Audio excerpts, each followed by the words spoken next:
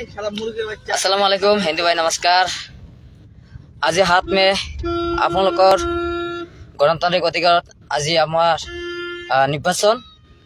আপোনালোকে ৰাতিপুৱা 7 বজাৰ পৰা আৰম্ভ হৈছে। ইতিমধ্যে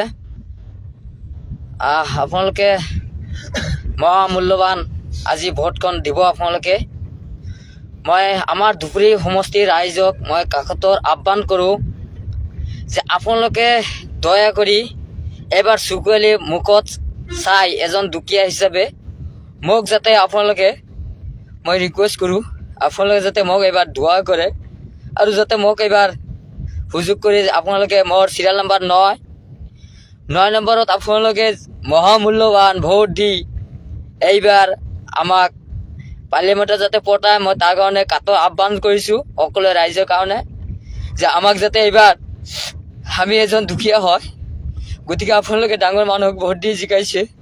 এইবাৰ যাতে দুখীয়া হিচাপে আপোনালোকে মোক এইবাৰ যাতে নাৰিকল গছৰ ছবিত আপোনালোকে মোৰ মুখখন চাই আপোনালোকে ভোটখন আমাক দিব।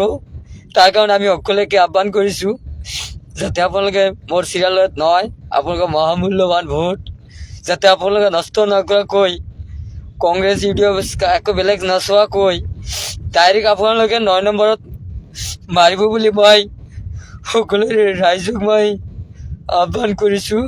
সকলোৱে যাতে মোক এইবাৰ সুযোগ কৰি দিয়ে তাৰ কাৰণে মই আহ্বান কৰিছোঁ। ৰাইজ আপোনালোকে মোক এবাৰ সুযোগ কৰি দিয়ক।